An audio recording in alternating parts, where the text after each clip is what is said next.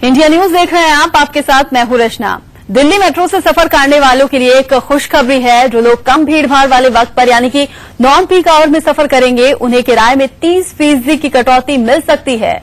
Delhi metro एक ऐसी योजना पर विचार कर रही है।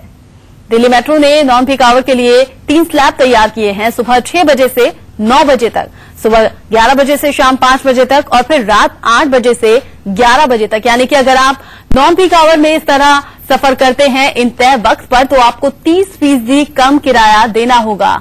इसे ऐसे भी समझा जा सकता है कि पीक आवर में एक जगह से दूसरी जगह तक अगर आप किराया 30 रुपए हो, तो नॉन पीक आवर में इस किराए में आपको 21 रुपए ही देने होंगे।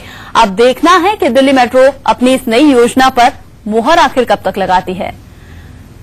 विचार चल रहा है, 30% की कटौती का तोहफा मिल सकता है। दिल्ली मेट्रो से सफर करने वालों के लिए एक खुशखबरी इसे कह सकते हैं। हालांकि विचार अभी तक चल रहा है, औपचारिक ऐलान इस बात का नहीं हुआ है। ये उन लोगों के लिए खुशखबरी साबित होगी जो कि पीक आवर से अलग सफर करेंगे। यानी कि अगर आप नॉन पीक आवर में सफर करते हैं, कम भीड़भाड़ वाले वक्त पर अगर आप सफर करते हैं, तो किराए में 30% की कटौती आपको मिलेगी। आपको किराए में 30% की कटौती का लाभ मिल सकता है।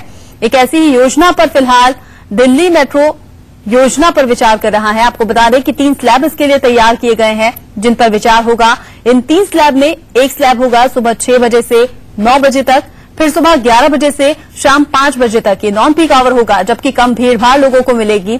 फिर तीसरा जो स्लैब है वो है रात 8 बजे से 11 बजे तक। इन 3 स्लैब्स पर विचार होगा और इसी के हिसाब से आपको किराए में कटौती मिलेगी। यानी अगर आप नॉन पीक आवर के इन तय वक्त पर सफर करते हैं, तो आपको 30% कम किराया लगेगा।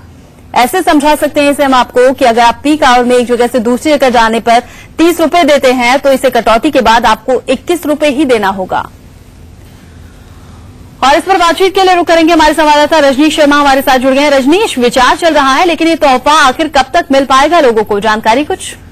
देखिए, अभी ये प्रस्ताव है, लेकिन इस प्रस्ताव को मंजूरी कब मिलती है रखना, ये देखने वाली बात होगी।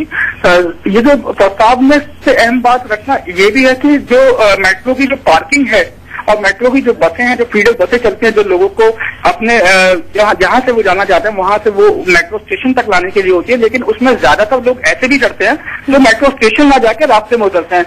उन लोगों को भी लगाम कसने के लिए कि मेट्रो फीडर बसों में से वही लोग आए जो मेट्रो स्टेशन तक जाते हैं, और साथ ही मेट्रो की पार्किंग पे भी यही सुझाव इस प्लान में रखा गया। साथ ही रखना एक जो दूसरा प्लान है वो ये है कि पीक आवर्स में जो जितने लोग मेट्रो में सफर करते हैं और नॉन पीक आवर्स में जो मेट्रो में जितने सफर करते हैं, दोनों में बहुत बड़ा अंतर है।